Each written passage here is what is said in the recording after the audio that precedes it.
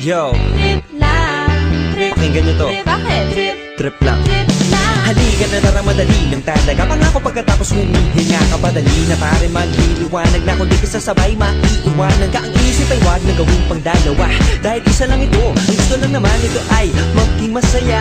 Para di ka mabato ay iwasan mo ang pananatili sa isang lugar. Ibig ko sabihin ay huwag ka papasakop sa takot, wag ka papasakop kapag nangate. And ikaw, at ito isipin mo, hindi ba sa lahat ng karanasan mo dito sa mundo bilang tao, gano'n pa rin hindi nagbago. Pinakamasaya yung di